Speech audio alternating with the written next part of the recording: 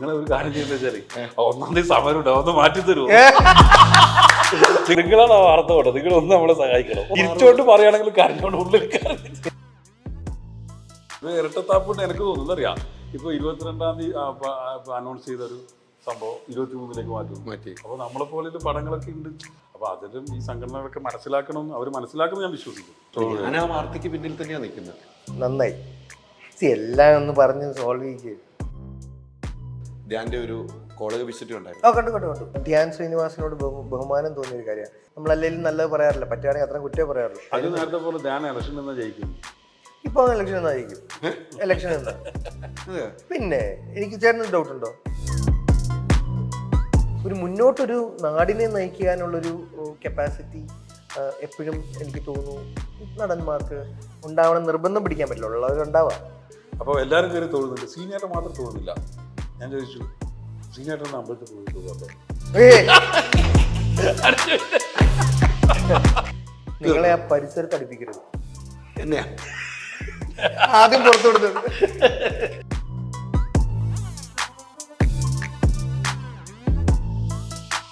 നമസ്കാരം. പുത്തൻ സിനിമയുടെ വിശേഷങ്ങൾ പങ്കുവയ്ക്കാൻ രണ്ട് അതിഥികൾ, രണ്ടുപേർക്ക് സ്വാഗതം. മഞ്ജു നമ്മുടെ ചങ്കാട്ടോ. ഞങ്ങളുടെയും മലർവാടി തൊട്ടുള്ള ബന്ധമല്ലേ? നിങ്ങൾ അത്രയും ബന്ധങ്ങളുണ്ടല്ലേ?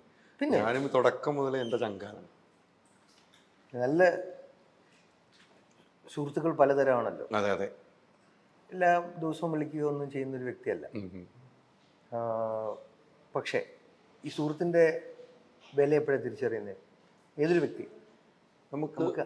നമുക്ക് ആവശ്യം എന്ന് ഞാൻ പറയുന്നില്ല, പ്രതിസന്ധി ഘട്ടത്തിൽ കൂടെ നിൽക്കുന്ന വ്യക്തികളാണ് സുഹൃത്ത് അല്ലെങ്കിൽ നല്ല മനുഷ്യർ. ആ വിഭാഗത്തിൽ തീർച്ചയായിട്ടും എൻ്റെ ജീവിതത്തിൽ പ്രാധാന്യമുള്ളൊരു വ്യക്തിയാണ്. തീർച്ചയായിട്ടും. ഞങ്ങളും ഇങ്ങനെ വല്ലപ്പോഴൊക്കെ വിളിക്കുള്ളൂ. ആ വിളിക്കുമ്പോൾ എന്തെങ്കിലും സംഭവം ഉണ്ടാവും. അതെ, അപ്പോഴേ വിളിക്കുള്ളൂ. അതെ. അതാണ് ഞാൻ ഈ അജുവിൻ്റെ കാര്യം പറഞ്ഞ വെച്ചാലേ, ഞാൻ അജു മലർവാടിയിൽ അഭിനയിക്കാൻ വരുന്ന സമയത്ത് ഞാൻ ഓൾറെഡി സീനിയർ ആക്ടറാണ്. ഞാൻ കഥ പറയുമ്പോൾ മുന്നിലേക്ക് ചെയ്തിരിക്കുന്ന സമയത്ത് അപ്പോൾ അജു ആദ്യത്തെ പടാം. അപ്പോൾ ഞാനിങ്ങനെ നോക്കി നിൽക്കുക, ഒരു വിനീസിന് മാസം പുതിയൊരുത്തരെ കൊണ്ടുവരും, നമുക്കൊക്കെ ഇതാവുന്നില്ല, ആ ഒരു ഇതുണ്ടാവുമല്ലോ. പക്ഷെ അജു വന്നു, നമ്മളായിട്ട് ഭയങ്കര കമ്പനിയായി. പിന്നെ അജുവായിട്ടൊരു സ്നേഹബന്ധത്തിലായി. അജുവിന് പലതും എന്നോട് പറയും. പിന്നെ എനിക്ക് തോന്നിയ ഒരു മറ്റുള്ള ചരിത്രമാണ് ഈ പറഞ്ഞ പോലെ ഐസക് ന്യൂട്ടൺ ഈ പറഞ്ഞ ഇതിൻ്റെ വിളക്കിൻ്റെ എബ്രഹാം ലിങ്കൻ വിളക്കിൻ്റെ താഴെ പഠിച്ചിട്ടാണ് മഹാനായി മാറിയതെന്ന് പോലെ അജുവിൻ്റെ വഴിയിൽ ഞാനിങ്ങനെ കണ്ടതാണ്. ഇപ്പം ഞാൻ ഈ തിയേറ്ററായിട്ട് നമ്മളെ തിയേറ്ററിലേക്ക് നമ്മൾ പടത്തിൻ്റെ പോസ്റ്റർ പോയി. അപ്പോൾ തിയേറ്ററിൽ പല ആൾക്കാരും നമ്മളെ ഡിസ്ട്രിബ്യൂട്ടറും അജു ഉണ്ടെങ്കിൽ അജുവിൻ്റെ പോസ്റ്റർ എന്തായാലും വെക്കണം കേട്ടോ. നമ്മൾ ഈ പോസ്റ്റർ ആദ്യം പറ്റിയത്. അപ്പോൾ അജുവിൻ്റെ വളർച്ച ഞാൻ ശരിക്കും കണ്ടത്, അജുവിൻ്റെ ജീവിതത്തിലെ വളർച്ച. അപ്പോൾ അജുവിനെ സ്ക്രീനിൽ കാണാൻ ഒരുപാട് ആൾക്കാർ ആഗ്രഹിക്കുന്നു. അതുപോലെ എൻ്റെ ഈ സിനിമയിൽ ഏറ്റവും സെറ്റ് ഇടപെട്ടാണ്. എനിക്ക് ഒരുപാട് ഉപകാരങ്ങൾ ചെയ്തിട്ടുണ്ട്. അതൊന്നും എല്ലാം ഇവിടെ പറയാൻ അതല്ല പഴയതിലേക്ക് വരുന്നത് കൃത്യമായിട്ട് പറഞ്ഞു പോകണം. അതല്ല അങ്ങനെ ഇടപെട്ടുന്നില്ല. ഇടപെട്ടെന്ന് വെച്ചാൽ ഇത് സിനിമ നല്ലതാകാൻ വേണ്ടിയിട്ട് ഇതൊരു നല്ല സിനിമയാണ്. തീർച്ചയായിട്ടും സുബീഷേട്ടൻ്റെ ഇത്ര വർഷത്തെ 10-15 വർഷത്തെ ആക്ടിങ് എക്സ്പീരിയൻസ്, അതേപോലെ നമുക്ക് ഞെട്ടിച്ച ഒരാളുണ്ട് മലയാള സിനിമയിൽ, ജോജു ജോർജ്. നമുക്കിന്ന് ജോജുവേട്ടൻ എന്ന് പറഞ്ഞ മലയാള സിനിമയുടെ പുതിയ മുഖത്തിലെ ഏറ്റവും മികച്ച നടന്മാരിൽ ഒരാളാണ്. തീർച്ചയായിട്ടും സുബീഷേട്ടനും അതായി മാറുന്നു എനിക്ക് ഭയങ്കര വിശ്വാസമുണ്ട്. ഇനി മലർവാടി സമയത്ത് നമുക്ക് ഇവരൊക്കെ സീനിയേഴ്സാണ്, നാച്ചുറലി നമുക്ക് ആരെയും അറിയില്ല. അപ്പോൾ ആ സമയത്ത് ഇടവേളകളിൽ സംസാരിക്കാനും ഇടയ്ക്ക് സിഗരറ്റ് വലിക്കാനും അതിനൊക്കെ ഒരു കമ്പനി വേണമല്ലോ. അപ്പോൾ അതൊക്കെ ആ ഒരു നല്ല നമുക്ക് ആ ഫസ്റ്റ് സിനിമയിൽ നമ്മൾക്ക് എല്ലാവരെയും പരിചയപ്പെടുന്നൊരു സിനിമയിൽ നമ്മളെല്ലാവരെയും ഓർത്തിരിക്കും. അവരായിരിക്കും നമുക്ക് ബാക്കി നമ്മൾ സിനിമയിൽ എല്ലാവരും ചിലപ്പോൾ ഓർത്തിരിക്കണം എന്നില്ല. എൻ്റെ കാര്യം പറയണേ, അത് തെറ്റായിട്ട് വ്യാഖ്യാനിക്കപ്പെടാം. പക്ഷേ ആദ്യത്തെ സിനിമയിലുള്ളവരെ ഞാൻ എല്ലാവരെയും ഓർക്കുന്നുണ്ട്. കാര്യം നമുക്ക് ആദ്യമായിട്ടൊരു സ്ഥലത്ത് വരുമ്പോൾ നമ്മളെ പരിചയപ്പെടുന്ന ചിരിച്ച് കാണിക്കുന്ന മുഖങ്ങൾ വളരെ ഇമ്പോർട്ടൻ്റ് ആണ്. നമ്മളൊരു വീട്ടിലോട്ട് ഫസ്റ്റ് ചെല്ലുമ്പോൾ അല്ലേ, അപ്പോൾ അവിടെയാണല്ലോ ഒന്ന് പരിചയം തുടങ്ങിത്തരുന്നത് ഈ മേഖല എന്താണ്. അപ്പം ആ മെമ്മറീസ് നല്ലതാണ്. പിന്നെ നമ്മൾ വർക്ക് ചെയ്തിട്ടൊക്കെ ഉണ്ട്. പക്ഷെ അല്ലാതെ കൂടുതലും സിനിമ വർക്ക് ചെയ്തുള്ള ബന്ധത്തെക്കാളും സിനിമയ്ക്ക് അപ്പുറമാണ് ഒരു എന്നാൽ എല്ലാ ദിവസവും അല്ലെങ്കിൽ എല്ലാ മാസവും എന്നല്ല, ആ നല്ല ഊഷ്മളത വെച്ച് പുലർത്തുന്ന ഒരു ബന്ധമാണ്. അതുകൊണ്ട് തന്നെ അദ്ദേഹം ഇങ്ങനൊരു സബ്ജക്റ്റ് വന്ന് പറഞ്ഞു. അപ്പം ഞാൻ അദ്ദേഹം കഥ പറയാൻ വന്നപ്പോൾ ഞാൻ പൊതുവെ കഥ കേൾക്കാൻ താല്പര്യപ്പെടാറില്ല. എൻ്റെ വേഷമാണ് എൻ്റെ ഉത്തരവാദിത്വം, മുഴുവൻ സിനിമയുടെ ഭാരം ഞാൻ എടുക്കാറില്ല. പക്ഷേ നിർബന്ധമായിരുന്നു കഥ കേൾക്കണം. അങ്ങനെ ഫീനിക്സിൻ്റെ ലൊക്കേഷനിൽ വന്ന് കഥ പറഞ്ഞു. കഥ കേട്ടപ്പോൾ ഞാൻ പറഞ്ഞു, തീർച്ചയായിട്ടും നിങ്ങൾ ആദ്യമായിട്ട് നായക നടനാകുന്ന ഒരു സിനിമ, അതിന് അതിൻ്റെതായ വ്യക്തിത്വമുണ്ട് ആ സിനിമയ്ക്ക്, അതിന് അതിൻ്റെതായ ഒരു മെസ്സേജ് ഉണ്ട്. അറ്റ് ദ സെയിം ടൈം അത് കൊമേഴ്ഷ്യലാണ്. നിങ്ങൾ ആ മുഖത്തിന് അനുയോജ്യമാണ്. ആ കഥാപാത്രത്തിന് എല്ലാ രീതിയിലും എനിക്ക് ഇദ്ദേഹത്തിൻ്റെ മുഖമേ കാണാൻ പറ്റുന്നുള്ളൂ ഇന്ന്. പെർഫെക്റ്റ് ആണ്. മാത്രമല്ല ആദ്യമായിട്ട് തന്നെ അതിൻ്റെ പ്രൊഡക്ഷനും എല്ലാം അദ്ദേഹം ഇടപെട്ടു. ഏറ്റവും പറ്റുന്ന ഏറ്റവും നല്ല മികച്ച ആൾക്കാരെ ടെക്നിക്കൽ സൈഡിൽ കൊണ്ടുവന്നു. ഇപ്പം അങ്കിത് മേനോനാണ് മ്യൂസിക് ഹാൻഡിൽ ചെയ്യുന്നത്, ബാക്ക്ഗ്രൗണ്ട് മ്യൂസിക്. ജയ് ഹേ ഇപ്പോൾ ഗുരുവായൂർ അമ്പല നടയിലൊക്കെ ചെയ്യുന്നത്. അപ്പം അങ്ങനെ ഓരോ ഡിപ്പാർട്ട്മെൻറ്റ്സും, ഇപ്പം നല്ല ഡിസ്ട്രിബ്യൂഷൻ, അതൊരു സോൾ എഫേർട്ടാണ്. അതെന്തുകൊണ്ടാണ് സംഭവിച്ചിരുന്നത്? ഇത്രയും വർഷത്തെ അദ്ദേഹത്തിൻ്റെ എക്സ്പീരിയൻസ് ആണ്. ഇപ്പം ഞങ്ങൾ കോമ്പിനേഷൻ ചെയ്യുന്ന സമയത്തും സുബിചേട്ടനെ നമ്മളെപ്പോഴും കണ്ടേക്കുന്നത് കൗണ്ടർ അല്ലെങ്കിൽ ഒരു ഹ്യൂമർ അല്ലെങ്കിൽ അങ്ങനത്തെ ലൈറ്റ് സാധനങ്ങൾ. ഇതിൽ വളരെ ഇമോഷണൽ ആയിട്ടുള്ള സാഹചര്യങ്ങളിൽ അദ്ദേഹത്തിൻ്റെ പെരുമാറ്റം ഒരു നടൻ എന്നുള്ള നിലയിൽ എനിക്ക് ഒരുപാട് ബഹുമാനം ആസ് എൻ ആക്ടറും തോന്നിപ്പിച്ചു. തീർച്ചയായിട്ടും. എന്തായാലും ഈ പടത്തിൻ്റെ ടൈറ്റില് ഒരു ഭാരത് സർക്കാർ ഉൽപ്പന്നം, അത് നമുക്ക് ഓർമ്മ വരുന്നത് സർക്കാർ ആശുപത്രിയിലെ ഒരു ബാനറാണ് അല്ലേ? അത് അന്ന് ഇറങ്ങുന്ന കുടുംബാസൂത്രം അല്ലേ? ആ സമയത്താണ് ഈ ഒരു ബോർഡ് വരുന്നത്. ഇതിൽ പറഞ്ഞു പോകുന്നുണ്ട്. ഇതിലേറ്റവും എനിക്ക് ആ ടീച്ചറിലൊക്കെ ഉള്ള ഒരു സാധനം ഉണ്ടല്ലോ, നിരോധ് പൊട്ടിക്കുന്നത്. ഇപ്പോൾ അത് പല ഇൻസ്റ്റയിലും മില്യൻ അടിച്ചുകൊണ്ടിരിക്കുകയാണ്. കട്ട് ചെയ്തിട്ടപ്പോൾ കണ്ടിരുന്നല്ലോ അല്ലേ? ഭയങ്കരമായിട്ട് വലുതായിക്കൊണ്ടിരിക്കുകയാണ്. പക്ഷെ ഇത്തരം ഒരു സബ്ജക്റ്റ് നമ്മൾ പറയുമ്പോൾ ഈ ആളുകളുടെ എണ്ണം കുറയ്ക്കുക അല്ലേ എന്നാണല്ലോ അതിൽ ഉദ്ദേശിക്കുന്നത്. അത് പിന്നീട് ചർച്ചയിലേക്ക് പോകുമെന്ന് ഒരു ഭയപ്പെടുന്നുണ്ട് ഈ ഒരു സിനിമ ഇറങ്ങിക്കുമ്പോൾ. അല്ല, ഈ സിനിമ എന്തായാലും സമൂഹത്തിൽ ചർച്ചയാവും. ഞാൻ വേറൊരു കാര്യം പറഞ്ഞു വെച്ചാൽ, അജു പറഞ്ഞ പോലെ ജാഫർക്ക് ഇതിൽ അഭിനയിച്ചിട്ടുണ്ടായിരുന്നു. അപ്പോൾ ജാഫർക്ക് ഒരു 2 മാസം കഴിഞ്ഞിട്ട് അലിഖാനെ കണ്ടപ്പോൾ അലിഖ് ഒരു ദിവസം രാത്രി 12 മണിക്ക് വിളിച്ചിട്ടുണ്ടായിരുന്നു. നിന്റെ കഥ ഗംഭീരാണോ, നമുക്ക് പൊളിക്കാവുന്ന. അപ്പോൾ ജാഫർക്ക് നിങ്ങളോട് കഥ ഒരുമിച്ചിരിക്കുമ്പോൾ അപ്പോൾ എന്നോടുള്ള ഇഷ്ടം അല്ലാതെ ഈ ഇതിൽ വർക്ക് ചെയ്തപ്പോൾ അലിഖ് ആയാലും അജു ആയാലും എന്നോടുള്ള ഇഷ്ടമല്ലാതെ ഈ സിനിമ ഗംഭീരമായിട്ടൊരു സിനിമയാണെന്ന് എല്ലാവരും പറയുന്നത്, കണ്ടവരും ഈ കഥ കേട്ടവരൊക്കെ. അപ്പോൾ ഈ സിനിമ നിങ്ങൾ നേരത്തെ പറഞ്ഞ ചോദ്യത്തിന് ഉത്തരം, ഈ സിനിമ എന്തായാലും ചർച്ചയാവും. ചർച്ച മാത്രമല്ല, ഇത് കുറേ കാലം നിൽക്കുന്ന ഒരു സിനിമയായിരിക്കും. അപ്പോൾ അജു ഷൂട്ടിങ്ങിൻ്റെ സമയത്തൊക്കെ അഭിനയിക്കുന്ന സമയത്ത് എന്നോട് ഈ അസിസ്റ്റന്റ് ഡയറക്ടർമാരൊക്കെ എന്തെങ്കിലും ഇതായി കഴിഞ്ഞാൽ എന്നോട് പറയും, സുബിചേട്ടാ അത് ഈ സിനിമക്ക് മറ്റുള്ള സിനിമകളെ പോലെ കാണാൻ പാടില്ല, ഇത് നമ്മൾക്ക് ഒരുപാട് തലത്തിലും അംഗീകാരങ്ങളും അല്ലെങ്കിൽ ഒരുപാട് കാലം നിൽക്കുന്ന ഒരു സിനിമയാണിത്, ഇത് ആ രീതിയിലാണ് നിങ്ങൾ എടുക്കാൻ പറയണമെന്ന്. അജുവിനെ അഭിനയിച്ചിട്ട് പോയത് എൻ്റെ സുഹൃത്ത് നിലയിൽ വന്നു, എൻ്റെ ഒരു അടുത്തൊരു സഹോദരൻ നിലയിൽ അഭിനയിക്കാൻ വന്നു. ആ സിനിമയുടെ കഥയോട് ഇഷ്ടം കൊണ്ടാണ് വന്നത്. പക്ഷെ എന്നാലും ഈ സിനിമയോട് കാണിക്കുന്ന ആ ഒരു ലാളന ഭയങ്കരമായിട്ട്, അത് എനിക്കൊന്നും ഈ കഥയാണ് ഈ ബേസിക്ക് നിസാം റാവുത്തറിൻ്റെ സൃഷ്ടിയോടുള്ള എല്ലാവരോടും ഇഷ്ടമാണ്. കഥയേക്കാളുപരി ഇത് കാലങ്ങളോളം ഈ ആശയം ഇതിലൂടെ അവർ കമ്മ്യൂണിക്കേറ്റ് ചെയ്യുന്ന ഒരു മൂല്യം അതിവിടെ നിലനിൽക്കണം. ഒരു സിനിമ കൊണ്ട് ചിരിപ്പിക്കാം അല്ലേ, അതിനോടൊപ്പം തന്നെ ആ ആശയം ഉണ്ടെങ്കിൽ കുറച്ചും കൂടി അത് നന്നായിരിക്കും. അതെ, ഇതേക്കാളും അത് ഇപ്പം കാതൽ എന്ന് പറഞ്ഞ സിനിമ എത്രമാത്രം കേരളക്കരയെ ഇൻഫ്ലുവൻസ് ചെയ്തിട്ടുണ്ട് അല്ലേ. എനിക്ക് അതേപോലെ ഒരു ഹിന്ദി സിനിമയാണ് എനിക്ക് കാതലിന് മുന്നേ ബദായി ദോ എന്ന് പറഞ്ഞ സിനിമ. ആ സിനിമ എൻ്റെ ഉള്ളിൽ ഒരുപാട് മാറ്റങ്ങൾ ഉണ്ടാക്കി. എൻ്റെ കാഴ്ചപ്പാടിൽ കമ്മ്യൂണിറ്റി ആയിട്ടുള്ള ഇടപെടലുകൾ, അതിന് ശേഷമുള്ള എൻ്റെ ഇടപെടലുകൾക്ക് എത്രയോ മാറ്റം. അതിന് മുന്നേ ഞാൻ വേറെ രീതി ഇടപെട്ടെന്നല്ല, പക്ഷേ നമുക്ക് കുറച്ചും കൂടി ഒരു എഡ്യൂക്കേഷൻ സംഭവിക്കുകയാണ് ചില സിനിമകൾ. കാതലിലും അതാണ് സംഭവിച്ചത്, ഒരു എഡ്യൂക്കേഷൻ സംഭവിക്കുകയാണ്. എത്രയോ അതും മമ്മൂക്കയെ പോലത്തെ ഒരു സൂപ്പർ സ്റ്റാർ ചെയ്യുമ്പം, മികച്ചതായിട്ട് ചെയ്യുമ്പം ആ വിഷയം കൊണ്ടിട്ട് നമുക്ക് കുറച്ചും കൂടി ആക്സസബിൾ ആവുകയാണ്. അദ്ദേഹം ചെയ്യുമ്പോൾ നമ്മൾ എന്താ ചെയ്തേ ശ്രദ്ധിക്കും. ആ ശ്രദ്ധ അത് ഈ സിനിമയ്ക്ക് കിട്ടിയാൽ, നമുക്കറിയാം ഇതിൽ സൂപ്പർ സ്റ്റാർസ് ആരുമില്ല, പക്ഷെ ഈ വിഷയമായിരിക്കും ഇതിൽ ഈ വിഷയത്തിന് കിട്ടിയാൽ ചർച്ച ചെയ്യപ്പെടുകയും ചെയ്യും, ആ രീതിക്ക് ഏറ്റെടുക്കുകയും ചെയ്യും. അതെ അതെ, എൻ്റെ ഭാഗത്തുനിന്ന് ഈ സിനിമയ്ക്ക് എന്തൊക്കെ വേണോ അത് ഞാൻ ചെയ്തു. നിങ്ങൾ ഒരു കാര്യം ചെയ്യുന്ന വെച്ചാൽ 1-ാം തീയതി സമരമുണ്ട്, അതൊന്ന് മാറ്റി തരുമോ? നിങ്ങൾ വിചാരിച്ച നടക്കുക, നിങ്ങളാണ് ആ വാർത്ത കൊണ്ടത്, നിങ്ങളൊന്ന് നമ്മളെ സഹായിക്കണം. ചിരിച്ചോണ്ട് പറയുകയാണെങ്കിൽ കരഞ്ഞോണ്ട് ഉള്ളിൽ. പിന്നെ ഒരു കാര്യമുണ്ട് സുവിശേഷ, എന്തൊക്കെ പറഞ്ഞാലും നമ്മളുടെ ഈ പറഞ്ഞ നമ്മൾ പറയാം അസോസിയേഷൻ ഉള്ളവർ ഇതൊക്കെ പറയും നമ്മൾ കാര്യത്തോട് അല്ലെങ്കിൽ ആ ലാസ്റ്റ് മിനിറ്റ് അവരെങ്ങനെയെങ്കിലും ഒക്കെ രമ്യതയിൽ അതെ, അതെ, എത്താറുണ്ട്. അതാണ് നമ്മൾ അതാണ് പ്രതീക്ഷിച്ചത്. ചരിത്രം. നടക്കുന്നുണ്ട്. ചരിത്രം അതാണ്. 22-ാം തീയതി പ്രഖ്യാപിച്ച സമരം 23-ലേക്ക് മാറി. മഞ്ഞുമൽ ബോയ്സ് വരുന്നു, അത് റിലീസ് ചെയ്തേക്കാന്ന് വെക്കുന്നു. ഇനി 1-ാം തീയതി തൊട്ടാണ് റിലീസ് ഉള്ളത്. അതൊന്നും അപ്പം അതിൽ ചർച്ച വന്ന് മാറും. വലിയ സിനിമകൾ ഇപ്പൊ തിയേറ്ററിൽ ഓടുക, നന്നായിട്ട് ഓടുക. അല്ല, ആ സമയത്ത് ഒരു സമരം എന്ന് പറയുന്നത് ഒരിക്കലും അംഗീകരിക്കാൻ പറ്റുന്നില്ല. അതും ഫെബ്രുവരി ജനുവരിയിൽ ഓസ്ലർ, ഇത് കഴിഞ്ഞ് പ്രേമലു, ബ്രഹ്മയുഗം. ഈ വർഷം തുടങ്ങുമ്പോൾ നമ്മൾ കഴിഞ്ഞ വർഷം എന്താണോ അല്ലെങ്കിൽ നമ്മൾ എന്താണോ വിഷമത്തോടെ പറഞ്ഞിരുന്ന കാര്യങ്ങൾ, ഹിറ്റാവുന്നില്ല, അതിപ്പോ സംഭവിക്കുന്നു. 242 സിനിമകൾ ഇറങ്ങിയ കഴിഞ്ഞ വർഷം. അല്ല, ഇപ്പം അത് ഇറങ്ങി ഹിറ്റാവുന്നു. ഹിറ്റിലേക്കാണ്. നമുക്ക് ഫെബ്രുവരി ആയിട്ടേ ഉള്ളൂ. അതെ അതെ. അപ്പൊ തന്നെ നമ്മൾ ഈ തെങ്ങിന്റെ ഇതിൽ കൊണ്ട് നമ്മൾ ഇതൊഴിക്കില്ലേ എന്ന് പറയുന്ന പോലെ. അല്ല, അത് അങ്ങനെ എല്ലാവരും പറയുന്നുണ്ട്. അത് പക്ഷെ ഞാൻ പോസിറ്റീവായിട്ട് കാണുന്നു.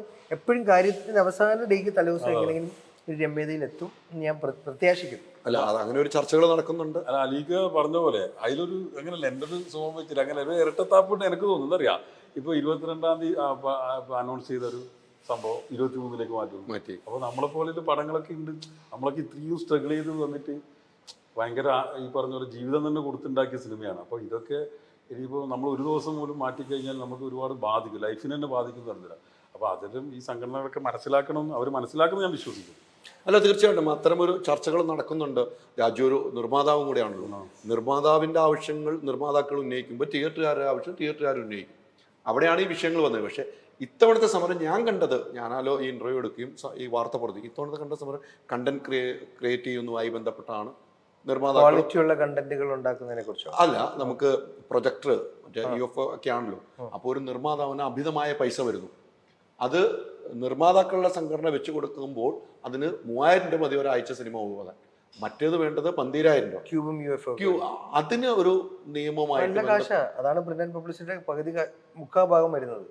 അപ്പൊ അത് നിർമ്മാതാക്കൾ വെക്കുന്ന ഒരു ഭാഗം നല്ലതായിട്ടാണ് എനിക്ക് തോന്നിയത്. എനിക്കും അല്ലേ? അതിന് തിയേറ്റർ അതായത് ഒരു നിർമ്മാതാവിന്റെ ബേർഡൻ കുറയ്ക്കല്ലേ? അതെ അല്ലേ?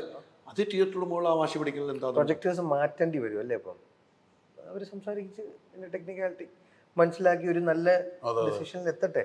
നിർമ്മാതാക്കൾ കൊടുക്കാന്നും പറഞ്ഞു. നല്ല സിനിമയാണെന്ന് എനിക്ക് അല്ലെങ്കിൽ അതിൽ പ്രവർത്തിച്ചവർക്ക് വിശ്വാസമുണ്ട്. അത് ചവിട്ടി അരയ്ക്കാതെ ഇരിക്കട്ടെ. അതെ അതെ, തീർച്ചയായിട്ടും സമരം മാറുമെന്ന് തന്നെ പ്രതീക്ഷിച്ച് നമുക്ക് മുന്നോട്ട് വന്നു. നമ്മൾ മാർച്ച് 1 എന്നുള്ള നിലയിലേക്ക് തന്നെ പോകുന്നു. സമരം മാറുമോ? നിങ്ങൾക്കറിയാം, മാറാൻ സാധ്യതയുണ്ട്. Okay okay. ഇന്ന് ഞാൻ അതുമായിട്ട് ബന്ധപ്പെട്ടവരൊക്കെ രണ്ടഭിപ്രായം. ആരും ദ്രോഹിച്ചിട്ടില്ല ഇന്ന് വരെ അറിഞ്ഞുകൊണ്ട്. ഇതൊരു ഫ്ലാഗിംഗ് ആണ് അല്ലേ, ഒരു വാണിംഗ് ആണ് എപ്പോഴും. അല്ല, ഇന്നലെ ഞാൻ നിർമ്മാതാക്കൾ ഫിയോക്ക് എന്ന സംഘടന രൂപീകരിക്കുമ്പോൾ എടുത്തൊരു തീരുമാനം സമരങ്ങൾ പാടില്ല. ഫിയോക്ക് എന്നൊരു തീരുമാനം ഉണ്ടായപ്പം അന്ന് ഇത് രണ്ടായി പിളർന്നപ്പം അന്നെടുത്ത തീരുമാനം, അന്ന് ദിലീപും ആന്റണി പെരുമ്പാവൂരും വരുന്ന സമയത്ത് ഒരു എടുത്ത തീരുമാനമാണ് ഫിയോക്ക് എന്ന സംഘടന സമരങ്ങൾ പാടില്ല, എന്ത് പ്രശ്നങ്ങളിലും ടേബിളിന് ചുറ്റും ഇരുന്ന് സംസാരിച്ച് തീർക്കാം. അന്നെടുത്തൊരു തീരുമാനം മറികടന്ന് തിയേറ്റർ ഉടമകൾ സമരത്തിലേക്ക് വന്നപ്പോൾ രണ്ട് അഭിപ്രായങ്ങൾ ഇപ്പോൾ ഉണ്ടായിട്ടുണ്ട്. അതാണ് സത്യം. എനിക്ക് അതില് കോവിഡ് കഴിഞ്ഞ കാലഘട്ടമാണ് നമ്മൾ മനസ്സിലാക്കുക. അതെ, അല്ല അത് മാത്രമല്ല, തീർച്ചയായും നമ്മൾ അതൊന്നും മറക്കാതിരിക്കുക. കോവിഡ് എന്ന് പറയുന്നത് നമ്മൾ ഒരിക്കലും ഇത്രയും പെട്ടെന്ന് പുറത്തിറക്കാമെന്ന് വിചാരിച്ചില്ല. ഒരു അവസരം കിട്ടിയതാ, അത് വെറുതെ. ഇനി തീമഴയൊക്കെ വരാം. അതെ, കോവിഡ് മാത്രമല്ല, കാരണം എന്താ വെച്ചാൽ തിയേറ്ററിലേക്ക് ആൾ വരാൻ ഒന്നും മടിക്കുന്ന ഒരു കാലം കൂടിയാണ്. അവർക്ക് ഒരുപാട് ഓപ്ഷൻസ് ഉണ്ട്. അപ്പൊ അങ്ങനെ പ്രേക്ഷകർ എന്ന് പറഞ്ഞാൽ നമ്മൾ അവരെ വെറുതെ ടേക്കൻ ഫോർ ഗ്രാൻഡ് ആക്കി എടുത്ത് നമ്മൾ അവരെ നമ്മുടെ സൗകര്യത്തിനൊക്കെ അവര് തിരിച്ചു ഒരു ദിവസത്തിൽ വേണ്ടാന്ന് വെച്ച് കഴിഞ്ഞാൽ എല്ലാവരും. അപ്പൊ നമ്മൾ ചുമ്മാ അഹങ്കരിച്ചിട്ട് ഒരു കാര്യമില്ല. സിമ്പിളായിട്ട് ഞാൻ എൻ്റെ ഏറ്റവും മാന്യമായ ഭാഷയിൽ പറഞ്ഞത്. തീർച്ചയായും ഇപ്പോഴത്തെ തലമുറയ്ക്ക് ഇതൊക്കെ കാണുമ്പോൾ ഭയങ്കര പുച്ഛമാണ്. ഇങ്ങനത്തെ പല കാര്യങ്ങൾ ഇപ്പോഴത്തെ തലമുറയ്ക്ക് ഞാൻ പറഞ്ഞു. ഇപ്പോഴത്തെ ഒരു 10-15 വയസ്സുകാരനെ നമ്മൾ ഫ്ലാറ്റിലൊക്കെ ഉള്ള പുതിയ കുട്ടികൾ മലയാള സിനിമ അവർക്ക് വലിയ താല്പര്യമില്ല. ഗംഭീര ഹിറ്റാവുന്ന സിനിമകൾ അവർ കാണും. ചിലപ്പോൾ അവർക്ക് ഇങ്ങനത്തെ ഈ സമരവും ഇങ്ങനത്തെ ഈ TV വന്നിരുന്നുള്ള ഇതൊക്കെ ബാനിങ് എന്നൊക്കെ കാണുമ്പോഴല്ലോ അവർ പുച്ഛിക്കുകയാണ്. അത് കറക്റ്റായിട്ട് പറയുന്നത്. അപ്പോൾ ഒരു വരുന്നൊരു തലമുറയെ ഈ ഇൻഡസ്ട്രിയിൽ നിന്ന് അകറ്റുന്ന ഒരു കാരണം സംഭവിക്കാതിരിക്കട്ടെ. അത്തരം കാരണങ്ങളാണ് ഉണ്ടായിക്കൊണ്ടത്. അജു പറഞ്ഞു, അതിനകത്ത് കമന്റുകൾ വായിക്കുമ്പോൾ തന്നെ നമുക്ക് മനസ്സിലാവുന്നുണ്ട്. സങ്കടകരമാണ് അങ്ങനെ നോക്കും. അല്ല, അജു പറഞ്ഞ വേറൊരു കാര്യം ഉണ്ടായില്ല, അത് സിനിമയുടെ കൂടെ മാത്രം നമ്മൾ ഭയങ്കര ഗൗരവമായിട്ട് എടുക്കണം. കാരണം ഈ ഒരു അവർക്ക് വേണ്ടിയാണ് ഇനി നമ്മൾ ഉണ്ടാക്കുന്നത് പുതിയ തലമുറ. അതെ, അവരുടെ ഇഷ്ടത്തിനാണ് നമ്മൾ നിൽക്കേണ്ടത്, ഇപ്പൊ അല്ലേ? തീർച്ചയായിട്ടും. അവരാണ് ഫ്യൂച്ചർ. ഇപ്പം ഞാനൊക്കെ ബിലോങ് ചെയ്യുന്ന സോഷ്യൽ മീഡിയയിൽ ഇവർ അമ്മാവെന്ന് ആക്സെപ്റ്റ് ചെയ്യുക, വേറെ വഴിയില്ല. നമ്മൾ അവരോടൊപ്പം അപ്ഡേറ്റഡ് ആയില്ലെങ്കിൽ നമ്മളാണ് ശരിയെന്ന് 100% വാശി പിടിച്ച കാര്യമില്ല. നമ്മളുടെ മുതിർന്ന തലമുറ പറഞ്ഞതെല്ലാം നമ്മൾ കേട്ടോ? ഇല്ലല്ലോ. ഇല്ല ഇല്ല. നമുക്ക് അവരുടെ മേലിലൊരു സെയും ആധിപത്യം നമ്മൾ വെച്ചോണ്ടല്ലേ നമ്മൾ ജീവിച്ചത്. അപ്പൊ അടുത്ത സമയമായി, അപ്പൊ അത് മനസ്സിലാക്കുക, അത്രേ ഉള്ളൂ. അതെ തീർച്ചയായും. പിന്നെ അജു പറഞ്ഞൊരു വലിയൊരു കാരണം എന്ന് വെച്ചാലേ ഇപ്പോഴത്തെ തലമുറ രാഷ്ട്രീയമായി പോവുകയാണ്. കാരണം ഈ 20 വയസ്സിന് ശേഷമുള്ളവരെ, കാരണം ഇപ്പോൾ നമ്മളെ രാഷ്ട്രീയമായ സുഹൃത്തുക്കൾ ഉണ്ടായതുകൊണ്ട് അവരൊക്കെ പറയുന്നത് ഒരു പരിപാടി വെച്ച് അലീക്ക എല്ലാം വന്ന ആൾക്കാർ മാത്രമാണ് ഇപ്പോൾ ഉള്ളത്. ഇത് വലിയൊരു കാര്യമായിട്ട് ഞാൻ വെറുതെ പറയുന്നതല്ല. അന്ന് വന്നിട്ട് പഴയ ആൾക്കാരില്ലേ, ഒരു 30 വയസ്സിന് മുകളിലവർ മാത്രമാണ് സ്ഥിരമായി പരിപാടിക്ക് പോകുന്നത്. ഇപ്പോൾ ഈ അജു നമ്മളിപ്പോൾ പറഞ്ഞ ഈ പുതിയ ജനറേഷൻ ഇതൊന്നും താല്പര്യമില്ല. അവരെ വീണ്ടും വെറുപ്പിക്കാൻ പോയി കഴിഞ്ഞാൽ ഈ പറഞ്ഞ സിനിമയിൽ മാത്രമല്ല രാഷ്ട്രീയത്തിലായാലും മൊത്തം അവർക്ക് മടുപ്പാണ്. വിദ്യാഭ്യാസമാണ് അവര് നമ്മൾ ഒരുപാട് അഡ്വൈസ് ചെയ്യുന്നതോ. അവർക്ക് ഇന്ന് എന്തിനാ നമ്മൾ ഈ വിദ്യാഭ്യാസമൊക്കെ ചെയ്യുന്നത്? കാശുണ്ടാക്കാൻ, 3 നേരം ഭക്ഷണം കഴിക്കാൻ, സുഖകരമായി ജീവിക്കാൻ. അവർക്ക് ഇന്ന് 100 വഴികളുണ്ട്. അതെ, 100 വഴികളുണ്ട്. അതെ. അവർക്ക് ഒരു ജോലിയും ചെയ്യാനൊന്നും മടിയില്ല. ഒരു കാലഘട്ടത്തിലായിരുന്നു ഈ ജോലി തരംതിരിവുകളൊക്കെ ഉണ്ടാകുന്നത്, വൈറ്റ് കോളർ ജോബ്, അല്ലെങ്കിൽ അതിനൊക്കെ ഒരു സ്റ്റേറ്റസ് കോ മെയിൻറ്റെയിൻ ചെയ്ത് കേരളത്തിൽ സമൂഹത്തിൽ. ഇന്നതൊന്നുമില്ല. കാശ് കിട്ടുന്ന ഏത് പണിയും മാന്യമായിട്ട് അവന്മാർ ചെയ്യും. അതെ അതെ. അപ്പം അതുകൊണ്ട് നമുക്ക് സിനിമ കാണേണ്ട നമ്മുടെ ആവശ്യമാണ്, നമ്മളുടെ പ്രൊഡക്റ്റ്. എന്നാൽ നല്ല സിനിമയാണെങ്കിലോ അവർ കൂടെ നിൽക്കും. അത് ഫോക്കസ് ചെയ്യുക, നമ്മുടെ ജോലി ചെയ്യുക. ഇടയ്ക്കുള്ള ഈ രാഷ്ട്രീയം ഇൻ ദ സെൻസ് ഇതൊക്കെ ഉള്ളിൽ നിന്ന് സോൾവ് ചെയ്യുക, പബ്ലിക് ആക്കാതിരിക്കുക. എന്തായാലും ഒരു കുടുംബമാണല്ലോ തിയേറ്റർ ആണെങ്കിലും അസോസിയേഷൻ എല്ലാം ഒരു കുടുംബമാണ്. ഒറ്റ ടേബിളിൽ ഇരുന്നാൽ പ്രശ്നങ്ങൾ പരിഹരിക്കാവുന്നുള്ളൂ. അതെ, ഞാൻ പറഞ്ഞ ചർച്ചകൾ ഉള്ളിലോട്ടാക്കുക. ഇത് ജനമധ്യത്തിൽ വന്ന് നമ്മൾ അപഹാസ്യരാവാതിരിക്കുക. കാര്യം പുച്ഛമാണ് പുതിയ തലമുറയിലെ പലവർക്കും ഇന്ന് ഇങ്ങനത്തെ പല അമ്മാവൻ സിൻഡ്രോം എന്ന് അവർ വിളിക്കുന്നത്. മനസ്സിലായോ? ഞാനതിൽ പെടുന്നു. എനിക്ക് 40 വയസ്സായി. ചേട്ടനും മനസ്സുകൊണ്ട് എനിക്കറിയില്ല, പ്രായം കൊണ്ടും അല്ലെങ്കിൽ നമ്മളെയൊക്കെ ജനിച്ച വർഷം വെച്ച് നമ്മളൊക്കെ ആ കാറ്റഗറി എന്ന് വെച്ചാൽ അവർ തെറ്റാന്ന് ഒരിക്കലും പറയാൻ പറ്റില്ല. അവരാണ് ശരി. അങ്ങനെ അക്സെപ്റ്റ് ചെയ്തേ ലോകം മുന്നോട്ട് പോയിട്ടുള്ളൂ. ഇനി അങ്ങനെ തന്നെ യാത്ര ചെയ്യാനും പറ്റുള്ളൂ. ഒരു മാറ്റവും ഇല്ല. നമ്മൾ ഒരു പ്രൊഡക്റ്റ് ഉണ്ടാക്കി അത് പ്രേക്ഷകരുടെ മുമ്പിലേക്ക് എത്തിക്കാൻ നമ്മൾ തയ്യാറായിരിക്കുന്നു. അത് 1-ാം തീയതി തന്നെ എത്തിക്കണമെന്നുള്ള ആഗ്രഹവും നമ്മുടെ മുമ്പിലുണ്ട്. റിക്വസ്റ്റ് ചെയ്യുന്നു നമ്മൾ. അതെ, നമുക്ക് ഇനി ബാധ്യതകൾ വരാൻ പാടില്ല. അത്രയും വെക്കും തോറും ബാധ്യത കൂടുന്നു. അതാണല്ലോ ഏറ്റവും പ്രധാനപ്പെട്ട കാര്യം. ഇങ്ങനെ എത്രയോ സിനിമകൾ, ഇപ്പം ഈ ഒരു സിനിമ അങ്ങനെ എത്രയോ സിനിമകൾ ഉണ്ട്. ഉറപ്പല്ലേ റിലീസ് ചെയ്യാൻ ഇപ്പോൾ ആഴ്ചയിൽ 2-3 സിനിമകൾ ഉള്ളപ്പം ഇതേ അവസ്ഥയിലുള്ള എത്രയോ സിനിമകളുണ്ടോ? അതെ അതെ. അപ്പം നമുക്കൊരു തീരുമാനത്തിലെത്തുമ്പോൾ നമുക്ക് ഞാൻ പോസിറ്റീവായിട്ട് കരുതുന്നു. ലാസ്റ്റ് നിമിഷം നമ്മളുടെ അസോസിയേഷനിലുള്ള എല്ലാ സീനിയേഴ്സും നമുക്ക് ഫേവറബിൾ ആയിട്ടുള്ളൊരു ഇത് കിട്ടുന്നുള്ളൂ. ഇത് വേറൊരു കാര്യം അലീക്ക, നമ്മളെ സിനിമയിൽ ഗൗരി ജി കൃഷ്ണൻ അവതരിപ്പിക്കുന്ന ഒരു കഥാപാത്രം ആശാ വർക്കറാണ്. 15 വർഷമായിട്ട് ഈ ആശാ വർക്കർ എന്ന് പറയുന്നൊരു സംഭവം തുടങ്ങിയിട്ട് അവർ ഈ കൊറോണ കാലത്ത് അവർ ടച്ച് ചെയ്യാത്ത അല്ലെങ്കിൽ അവർ സഹായിക്കാത്ത ഈ 3.5 കോടി മലയാളികൾ ആരും ഉണ്ടാവില്ല. കാരണം അവരെ കഥ പറയുന്ന ഒരു സിനിമയാണ്. അപ്പോൾ എനിക്ക് ഏറ്റവും വിഷമമുണ്ടാക്കുന്ന ഒരു കാര്യം എന്ന് വെച്ചാൽ അവരെ സിനിമ കാണിക്കാൻ വേണ്ടി നമുക്ക് ആദ്യം നമ്മൾ തീരുമാനിച്ചത് നമുക്ക് എന്തെങ്കിലും കിട്ടുവാണെങ്കിൽ നമ്മൾക്ക് കുറച്ചെടുത്തിട്ട് അതിൽക്കൊരു വിഹിതം അവർക്ക് കൊടുക്കാമെന്ന് പറഞ്ഞു. അപ്പോൾ അങ്ങനെ തീരുമാനിച്ചു. കാരണം നമ്മൾ ശരിക്കും റിയൽ ആശാ വർക്കർമാരിൽ അഭിനയിച്ചു. അപ്പോൾ ആശാ വർക്കറിൻ്റെ ഞാൻ എൻ്റെ നമ്മളെ ബ്രദറായ നമ്മളെ രാജേഷാറിനെ വിളിച്ചു പറഞ്ഞു, TV രാജേഷ്. അപ്പോൾ രാജേഷാറിനെ അവരുടെ സംസ്ഥാന നേതാവിനെ പരിചയപ്പെടുത്തി, പ്രേമ, കോഴിക്കോടായി. അപ്പോൾ വന്നിട്ട് അവർ പറഞ്ഞു നമുക്ക് സിനിമ കാണുന്നത്. അങ്ങനെ ഒരു 38 പെണ്ണുങ്ങൾ ലാൽവീഡിലേക്ക് വരിക, കൊച്ചിയിൽ. എന്നിട്ട് ലാൽവീഡിൽ വന്ന് ലാൽവീഡിൽ ഇത് പുതുമയാണ്. കാരണം സിനിമക്കാർ എല്ലായിടത്ത് പോകുന്ന സ്ഥലത്ത് അവരൊക്കെ നോക്കുക. ഓരോ 38 പെണ്ണ് കേരളത്തിൻ്റെ പല സ്ഥലങ്ങളിലും. ഞാനും എൻ്റെ കൂടെ ഉണ്ടാകുന്ന എൻ്റെ എക്സിക്യൂട്ടീവ് പ്രൊഡ്യൂസർ നാഗരാജ്, പിന്നെ ഇതിൻ്റെ കണ്ടന്റ് ഫാക്ടറിയുടെ സതീഷ് ചേട്ടൻ, ഉസ്മാൻ, വർക്കിച്ചൻ, ഈ 5 ആളേ ഉള്ളൂ, 5 വണ്ടി. അപ്പോൾ ഇവരാണ് കുറേ ആൾക്കാരുണ്ട്. അപ്പോൾ അങ്ങനെ ഇവരൊക്കെ കൊണ്ട് സിനിമ കാണിച്ചു. അവർ സിനിമ കണ്ടിറങ്ങുമ്പോൾ തൊട്ട് ഞാൻ ഹാപ്പിയാണ്. അവർ പറഞ്ഞു ഈ സിനിമ നമ്മൾ വിജയിപ്പിക്കും, ഇത് ഓരോ മലയാളിയും കാണേണ്ട പാടാവാം. ഞാൻ അതോടെ അജുനെ വിളിച്ചില്ല, ഞാൻ വിളിച്ചു എല്ലാ അപ്ഡേറ്റ്സും പറയും. ഞാൻ ആദ്യം വിളിക്കുക അജുവാണ്, പിന്നെ ലാൽജോസ് സാറ്, പിന്നെ വിജയ് ബാബു, അങ്ങനെയാണ് പോവുക. അപ്പം അതിലൊരു വിശ്വാസം കൂടി. എന്നിട്ട് അവരെ അതാ ഞാൻ പറഞ്ഞു വരുന്നതാ, അവർ പിന്നെ അലിക്ക് നമുക്ക് വേണ്ടിയിട്ട് എല്ലായിടത്തും ജില്ലാ കൺവെൻഷൻ വിളിച്ച് ഈ പടം വിജയിപ്പിക്കും 1-ാം തീയതി. ഞാൻ അവിടെ 8 ജില്ലാ കൺവെൻഷനിൽ പങ്കെടുത്തു. ഒരു കോഴിക്കോട് നമുക്ക് 3500 ആൾ, ഇന്നലെ തിരുവനന്തപുരം 500 ആൾ. ഇന്നലെ തിരുവനന്തപുരത്ത് ഞാൻ പോയിട്ട് വരിക. അപ്പോൾ ഓരോ ആൾക്കാർ അവർ വീട്ടിലിറങ്ങി പരിപാടി വിജയിപ്പിക്കുക. അപ്പോൾ അവർ എന്നെ രാവിലെ വിളിച്ച് സമരം ഉണ്ടല്ലോ, സിനിമാ സമരം, എനിക്കിതൊന്നും പറയാൻ പറ്റണ്ടേ, ഞാൻ എന്താ പറയുക. അത് നമ്മളുടെ പ്രശ്നമായി മാറി. ആ നമ്മളാണല്ലോ സാധാരണ പുറത്തുനിന്നൊരു വിഷയമല്ല, നമ്മുടെ അകത്ത് പ്രശ്നം തന്നെ നമ്മുടെ സിനിമയ്ക്ക് വരുന്നു. അതാണ് ഞാൻ നേരത്തെ പറഞ്ഞത്. അല്ല, ഇത്രയും ഇത് ആൾക്കാർ ജനത്തിന് മുന്നിൽ എത്തുമ്പം അവരെന്തെങ്കിലും ചെയ്തിട്ടാണോ? അതെ അതെ. നിങ്ങൾ തന്നെ പ്രശ്നം ഉണ്ടാക്കി, നിങ്ങളുടെ പ്രൊഡക്റ്റ് വേണം എന്ന് പറഞ്ഞു. അല്ല, ഞങ്ങൾ കാണുന്നു പറഞ്ഞു. ആദ്യം നിങ്ങളുടെ പ്രശ്നം തീർക്കും. അവര് അതാണ് പ്രശ്നം. പ്രശ്നം ഉണ്ടെങ്കിൽ ആരും അറിയാതെ മുറിയിൽ നിങ്ങളെ ആ പരിസരത്ത് അടുപ്പിക്കരുത്. എന്നെയാ ആദ്യം പുറത്തു വിടുന്നത്. ഇതിപ്പോ നമുക്ക് ആദ്യം ടെൻഷൻ വന്നത്. കറങ്ങി ഞാൻ ഇത് ഷൂട്ട് ചെയ്യുമ്പോൾ ആശാ വർക്കർ ചേച്ചിമാരുള്ളപ്പോൾ ഒരു ഇൻസിഡന്റ് എന്ന് പറഞ്ഞാൽ എനിക്ക് ഇച്ചിരി മെഡിക്കൽ ടേംസ് വരുന്ന, ഞാൻ ഹെൽത്ത് ഓഫീസറായിട്ടാണ്, ടേംസ് വരുന്ന സംഭാഷണത്തിൽ വേർഡുകളുണ്ട്. അപ്പം ഇവർക്ക് ഒരു കാര്യം പരിചയപ്പെടുത്തുക, ഇംപ്ലിമെന്റ് ചെയ്യേണ്ട പുതിയൊരു ആശയം നമ്മുടെ പഞ്ചായത്തിൽ എന്ന് പറയുമ്പം ഇപ്പം ഇത് ഒരു 5-6-7 ടേക്ക് പോയി. എനിക്കത് ഉടക്കി അപ്പോൾ ഒരു ചേച്ചി ഭയങ്കരമായിട്ട് നിങ്ങളിപ്പോൾ എല്ലാം തീർക്കോ, അതായത് എന്ത് ചേച്ചി ഒന്ന് പെട്ടെന്ന് തീർക്കുന്നേ. അപ്പോൾ ഞാൻ വീണ്ടും ചേച്ചി ഇപ്പം ഞാൻ തീർക്കും, വീണ്ടും തെറ്റും. ചേച്ചി ഇയാള്, ഞാൻ ചോദിച്ചു അല്ല നമ്മൾ ആക്ടേഴ്സിനെ അല്ലേ വെച്ചേക്കുന്നേ, റിയൽ ആശാ വർക്കേഴ്സ്. ആ ചേച്ചിക്ക് അതുകൊണ്ട് വേണം വീട്ടിൽ പോയിട്ട് ഭക്ഷണം ഉണ്ടാക്കി, അല്ലെങ്കിൽ വീട്ടിൽ പോകണം രാത്രി 8-8. ആ ഞാൻ ആക്ടേഴ്സാണെന്ന് വിചാരിച്ചിരിക്കുന്നേ. അപ്പഴേ ചേച്ചി ഒന്ന് വേഗം തീർക്കുന്ന ഇയാള് തെറ്റിക്കൊണ്ടിരിക്കുക. ഞാൻ ഒരു ചേച്ചിക്ക് വേണ്ടി ആഞ്ജനയ എന്ന് പറഞ്ഞിട്ട്, പക്ഷെ എന്നിട്ട് 2 ടേക്ക് കൂടെ പോയി തെറ്റി. സോറി പറഞ്ഞു. അല്ല, അത് തെറ്റായി വീട്ടിൽ പോകണം. പിന്നല്ലാതെ ഇത് അഭിനയിച്ചുകൊണ്ടിരുന്ന അവരുടെ ഡേ ടു ഡേ നാളെ രാവിലെ എണീറ്റ് പോകണ്ടേ? അല്ല, അതിന് തെറ്റാനുള്ള കാരണം തെറ്റ് 2 ടേക്കേ പോലും. അത് വെച്ചാൽ നമ്മുടെ സിനിമയുടെ പ്രധാനപ്പെട്ട സാധനങ്ങൾ അത് കൃത്യമായി ഡോക്യുമെന്റ് പറയുന്ന കുറച്ച് സാധനങ്ങളാണ്. അപ്പോൾ അതുകൊണ്ടാണ് അത് കൃത്യമായി പറയുന്നത്. അപ്പോൾ ഇവർക്കാണെങ്കിൽ അത് അറിയില്ല. ഇവർ അജുന 1 മണിക്ക് കണ്ട്, അജുന ആദ്യം കണ്ട് ഇനി ഇവർക്ക് ഇവരെ പരിപാടികൾ 100 കോളുകൾ വരിക.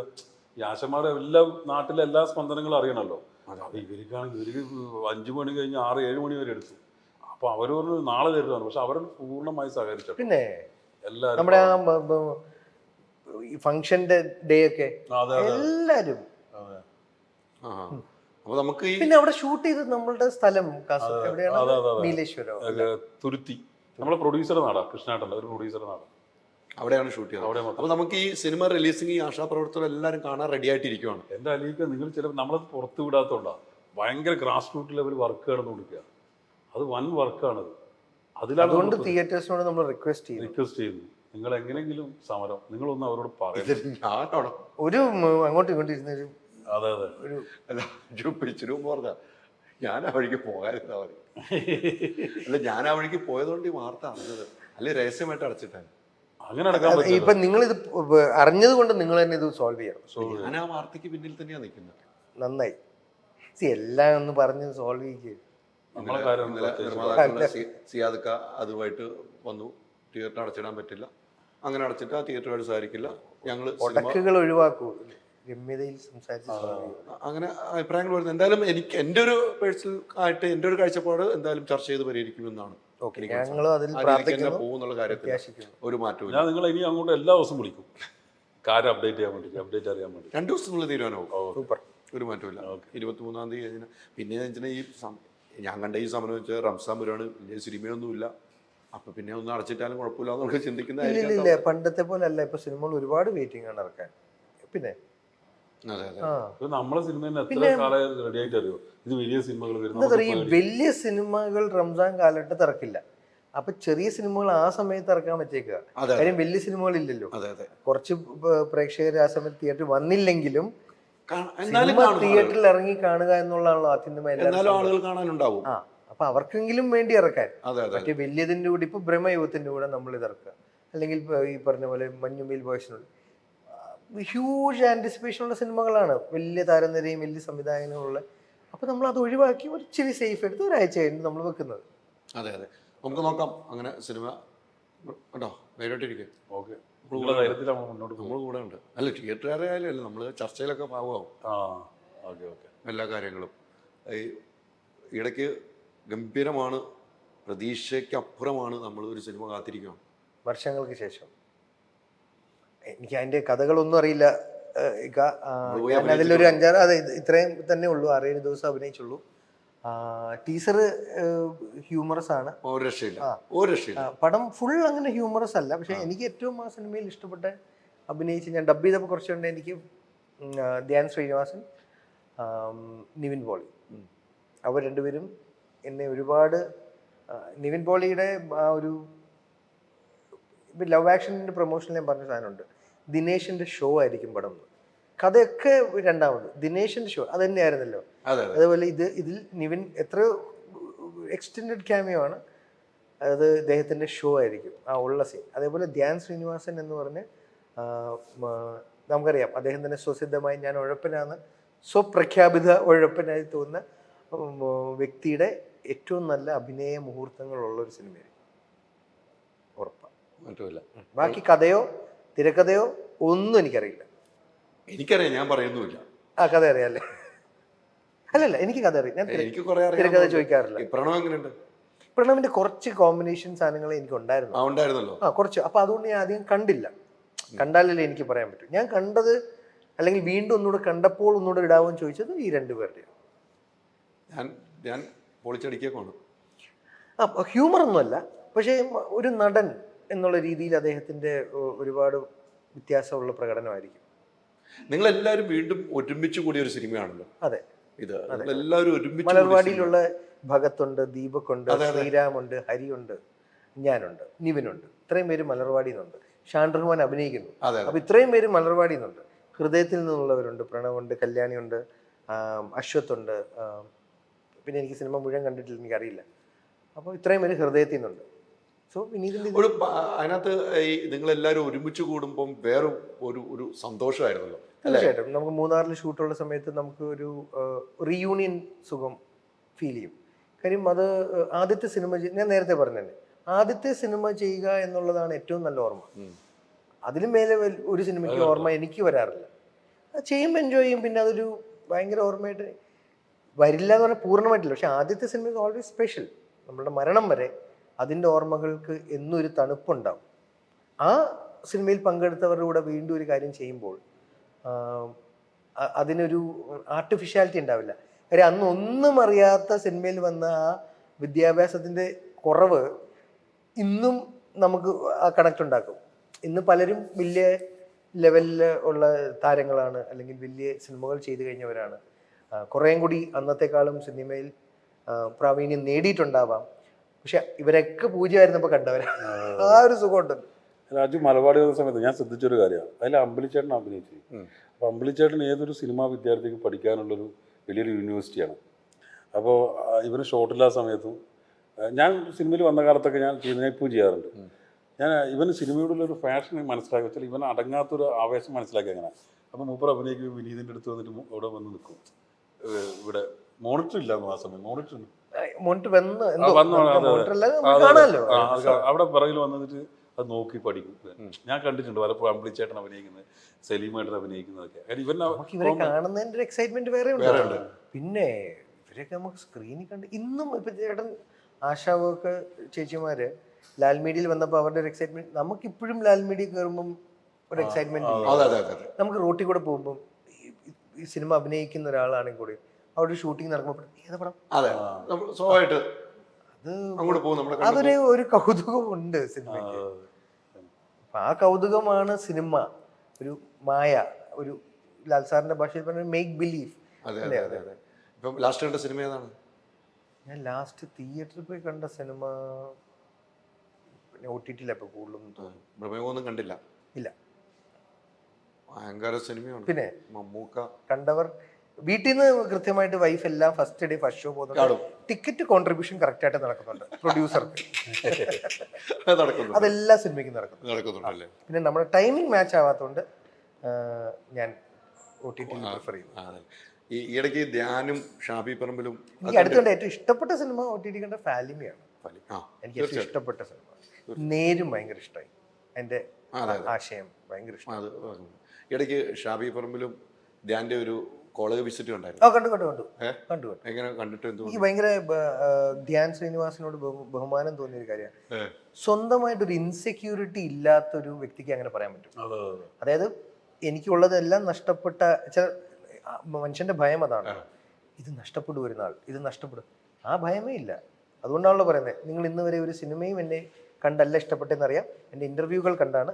അതുകൊണ്ട് നാളെയും നല്ല സിനിമകളെന്ന് ഞാൻ പറയുന്നില്ല, നല്ല ഇൻ്റർവ്യൂകളായിട്ട് ഞാൻ നിങ്ങളുടെ മുന്നിൽ വരാം. നിങ്ങളുടെ പ്രോത്സാഹനം വേണം.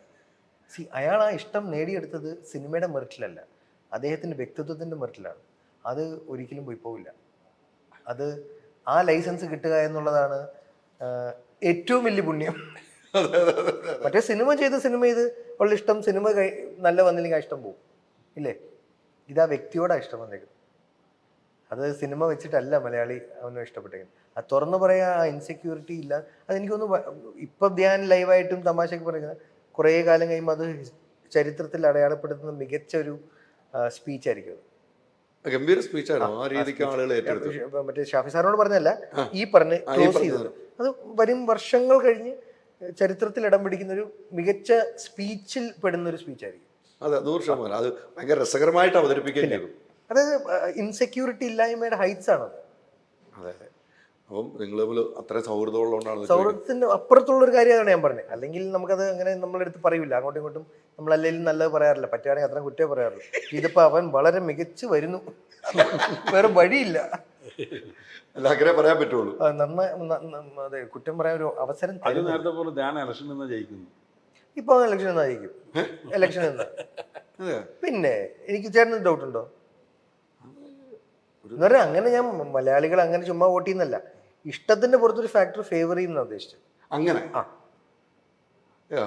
ഞാൻ നിൽക്കൊന്നുമില്ല. അയ്യോ, അവൻ നിൽക്കരുത്, ഞാൻ വെറുതെ പറഞ്ഞ. അവൻ ഇപ്പൊ ചെയ്യുന്നത് നല്ല എല്ലാ അല്ല, ഇന്നാള് പറഞ്ഞ അമ്മയിലെ പ്രസിഡന്റ് ആയ ഓക്കെയാന്ന് പറഞ്ഞു. ഇതൊക്കെ തമാശക്ക് പറഞ്ഞു. പക്ഷെ എന്റെ അഭിപ്രായത്തില് ഇലക്ഷൻ എന്ന് പറയുന്നത് വളരെ സെൽഫ്ലെസ് ആയിട്ടുള്ളൊരു ജോലിയാണ്. രാഷ്ട്രീയം സെൽഫ്ലെസ്. സ്വയം എന്നുള്ളൊരു ഇഷ്ടം പാടില്ല, സ്വന്തം എന്നുള്ളൊരു കാര്യം പാടില്ല, എൻ്റെ കാഴ്ചപ്പാടിൽ രാഷ്ട്രീയ പ്രവർത്തനം. അപ്പം അതിനൊരിക്കലും ഒരു എനിക്കോ അല്ലെങ്കിൽ നടൻ എന്നുള്ള ഒരാൾ സ്വന്തമായി കൂടുതൽ ഇഷ്ടപ്പെടേണ്ട ആളാ അല്ലേ? എന്നെ എങ്ങനെ മികച്ചതാക്കാം, എന്നെ എങ്ങനെ നന്നായി കൊണ്ടു നടക്കാം, എന്നെ എങ്ങനെ മറ്റുള്ളവരുടെ മുന്നിൽ നന്നായിട്ട് പ്രസന്റ് ചെയ്യാം. ഇന്ന് രണ്ടാ ആശയങ്ങളുണ്ടാവാം, പക്ഷേ അതെപ്പോഴും ഒരു സ്മോൾ സർക്കിളിൽ നിൽക്കുക എന്നേ ഉള്ളൂ.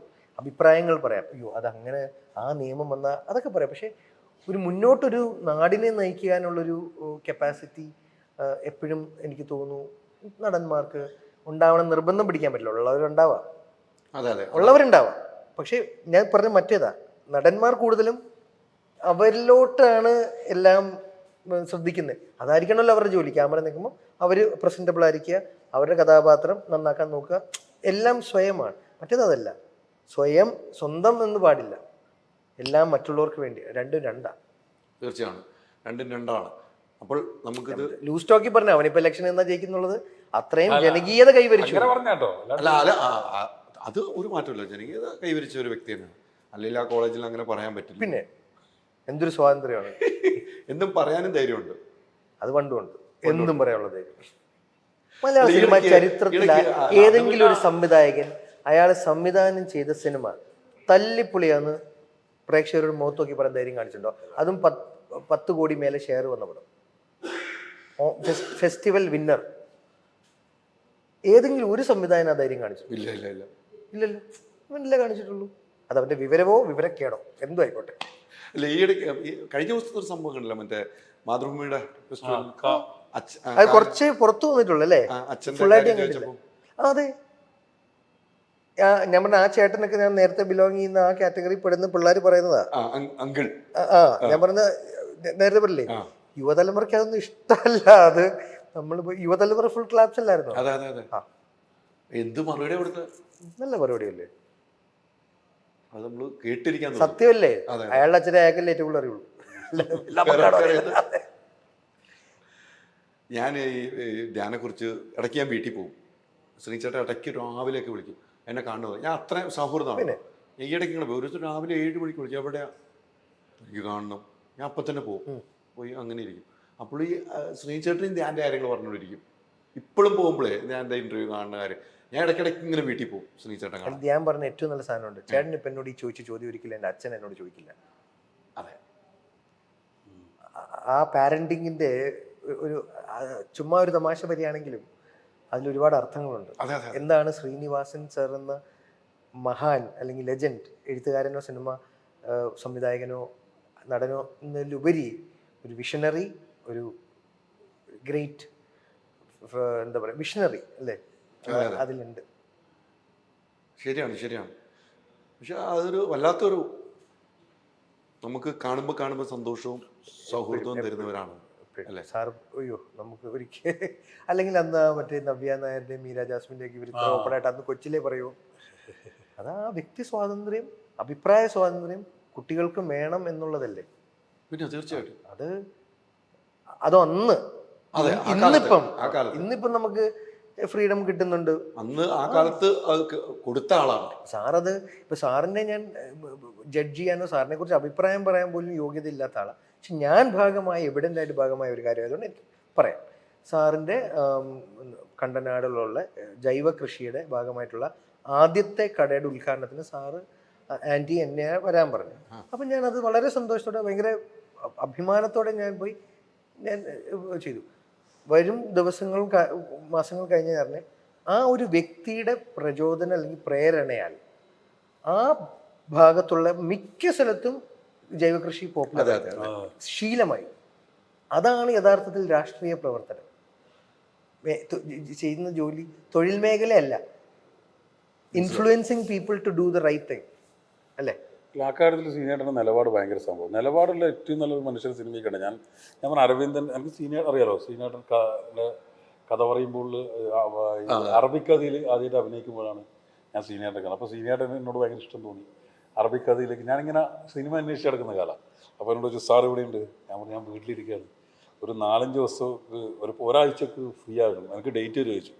എൻ്റെ പടം തുടങ്ങുന്നില്ല. അപ്പോൾ കഥ പറയുമ്പോൾ അപ്പോൾ ഞാൻ സീനിയറെ വിളിച്ചാണ് വേഗം എടുത്ത് വിട്ടു. അപ്പോൾ എനിക്ക് 2 ദിവസം കഴിഞ്ഞാൽ ഇത് ഷൂട്ടില്ലു. അങ്ങനെ പ്രൊഡക്ഷൻ എനിക്ക് നേരത്തെ 2 ദിവസം റൂം എടുത്ത് തന്നു. അപ്പോൾ അങ്ങനെ ഞാൻ എന്നിട്ട് ഈ അരവിന്ദൻ്റെ അതിൽ കഥ പറയാൻ വെച്ചാൽ നമ്മൾ ക്ലൈമാക്സ് എടുക്കുക. ഞാൻ അതിൽ അഭിനയിച്ചിട്ടുണ്ട്. അപ്പോൾ എല്ലാവരും കയറി തോന്നുന്നുണ്ട്, സീനിയറിനെ മാത്രം തോന്നുന്നില്ല. ഞാൻ ചോദിച്ചു, സീനിയറിന് അമ്പലത്തിൽ പോയി തോന്നാത്തെ? അപ്പോൾ സീനിയറിന് പറയാം, എൻ്റെ നിലപാട് ഇതാണ്. മൂകാംബിയുടെ മുന്നിൽ അത് ആ നിലപാട് എനിക്കൊന്ന് ഈ ധ്യാനിൻ്റെ വർത്തമാനത്തിലൊക്കെ ഉറച്ചൊരു സംഭവമുണ്ട്. അത് കൃത്യമായിട്ട് പ്രതിഫലിച്ചിരിക്കുന്നത് ധ്യാനിലാണെന്ന് എനിക്ക് ഭയങ്കര സാറിനെ അങ്ങനെ അടുത്ത് പരിചയമില്ല. എനിക്ക് ഭയങ്കര പരിചയമുണ്ട്. ഇപ്പൊ ചേട്ടനൊക്കെ കൂടുതൽ സമയം കിട്ടിയിട്ടുണ്ട്.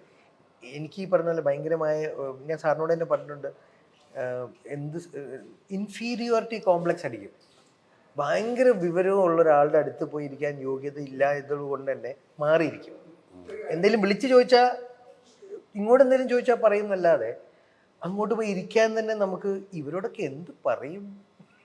ഞങ്ങളിരിക്കുമ്പോൾ ഈ പറഞ്ഞ ഒത്തിരി വിവരമുള്ള ഒരാളുടെ അടുത്ത് പോയി ഇരിക്കുന്ന ഒരു ഫീലില്ല. ഞങ്ങളിരിക്കുമ്പോൾ തമാശകളാണ് പറയുന്നത്. എന്നെ വിളിച്ചതിനും കുറേ സംസാരിക്കും അല്ലേ?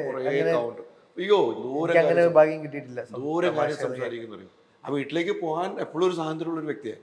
പിന്നെ ഞാൻ അസുഖമായിട്ട് കിടന്നപ്പോഴും ആശുപത്രിയിലാണ് ഇപ്പോൾ, വീട്ടിലാണ് ഇപ്പോൾ, കുറേ കാര്യങ്ങൾ പറയും പുള്ളി, കുറേ കാര്യങ്ങൾ. ശ്രീചേട്ടൻ്റെ ഇപ്പോഴും ആ പഴയ കാര്യങ്ങൾ ഓർത്തെടുത്ത് പറയുന്നു കേൾക്കുമ്പോൾ നമുക്ക് എന്ത് കഥകളാണ് പറയുന്നത്. ഈയിടയ്ക്ക് വന്നിട്ട് നമ്മുടെ എസ് എൻ സ്വാമിയുടെ പടത്തിൻ്റെ ഇവിടെ വന്നിട്ട് പറഞ്ഞ മമ്മൂക്കാട് ഒരു സാധനം പറഞ്ഞു കേട്ടു. അതാണ് എല്ലാം ഓർത്ത് പറയുന്ന ആളാണ്. അത്രയും ആ ഒരു ടാലന്റ് ശരിക്കും യൂണിവേഴ്സിറ്റി അല്ലേ, ആ ഒരു കഴിവ് ശരിക്കും ധ്യാനാണുള്ളത്. ഉണ്ട്, ഓർത്ത് പറയുന്നത് അതുണ്ട്.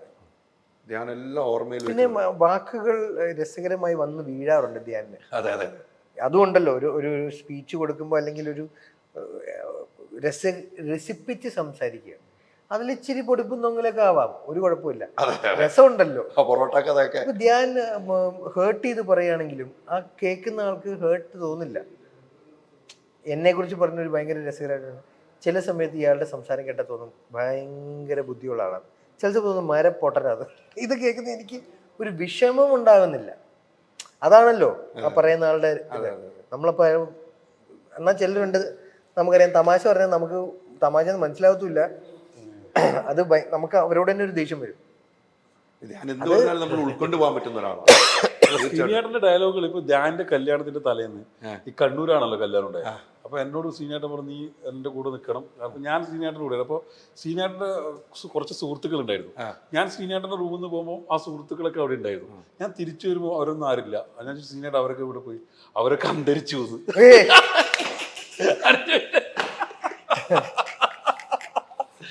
അപ്പൊ നാളെ പുറഞ്ചരിക്കുന്നു. പെട്ടെന്നാണ് കൗണ്ടർ വരുന്നത്. ഓ അല്ലേ, അത് വാക്കുകൾ ധ്യാൻ്റെ അപ്പുറത്താ സീനിയേട്ടൻ. പിന്നെ എനിക്കിപ്പോൾ സീനിയറിന് അസുഖമായപ്പോൾ ഞാൻ പോയി കണ്ടില്ല. എനിക്ക് ഭയങ്കര സീനിയറിൻ്റെ കൂടെ എപ്പോഴും എൻ്റെ റോൾ മോഡലായിട്ട് കാണുന്ന ഒരു മനുഷ്യനാണ്. ഞാൻ അങ്ങോട്ട് പോയിട്ടില്ല. പക്ഷെ ഞാൻ ഇപ്പോൾ ഇത് തുടങ്ങും, ഞാൻ പോകുന്നു, ഞാൻ മോഹനായിട്ട് പോകുന്നുണ്ട്. ഒന്ന് അനുഗ്രഹം മേടിച്ച് കണ്ടിട്ട് വരാൻ വേണ്ടി ഈ റിലീസിന് മുന്നേ പോകുന്നുണ്ട്. തീർച്ചയായിട്ടും പോകണം. എന്തായാലും ഒരു ഭാരത് സർക്കാർ ഉൽപ്പന്നം എല്ലാ തടസ്സങ്ങളും മാറി അല്ലേ? മാർച്ച് 1-ാം തീയതി തന്നെ റിലീസാകട്ടെ. തീർച്ചയായിട്ടും ആവട്ടെ. എൻ്റെ ഈ സിനിമയിൽ A to Z ഇടപെട്ടാണ്. എനിക്ക് ഒരുപാട് ഉപകാരങ്ങൾ ചെയ്തിട്ടുണ്ട്. അതൊന്നും എല്ലാം ഇവിടെ പറയാൻ പാടില്ല. പെട്ടെന്ന് നമ്മൾ തെറ്റിദ്ധരിക്കും. എഡിറ്റിലൊക്കെ അതല്ല നമുക്ക് ആ ഫസ്റ്റ് സിനിമയിൽ നമുക്ക് എല്ലാവരെയും പരിചയപ്പെടുന്നൊരു സിനിമയിൽ നമ്മളെല്ലാവരും ഓർത്തിരിക്കും. അവരായിരിക്കും നമുക്ക് ബാക്കി നമ്മൾ സിനിമയിൽ എല്ലാവരും ചിലപ്പോൾ ഓർത്തിരിക്കണമെന്നില്ല. പിന്നെ ഞാൻ ഇഷ്ടത്തിന് മേടിച്ച വീട് പോലും ഇപ്പോൾ പണയം വെച്ചിരിക്കും ഇതിന് വേണ്ടിയിട്ട്. പിന്നെ നിങ്ങൾ നേരത്തെ പറഞ്ഞ പോലെ നമ്മുടെ സഹാക്കളൊക്കെ കുറച്ച് സഹായിച്ച് സംഭവം ഇവിടെ എത്തി. ഇത് കഴിഞ്ഞ് ഇന്റർവ്യൂ കഴിഞ്ഞോണ്ട് വീണ്ടും കടം പണിക്കാൻ പോയി. അത് പിന്നീട് ചർച്ചയിലേക്ക് പോകുമെന്ന് ഒരു ഭയപ്പെടുന്നുണ്ട് ഈ ഒരു സിനിമ ഇറങ്ങിക്കഴിഞ്ഞു. സിനിമ എന്തായാലും ചർച്ചയാവും.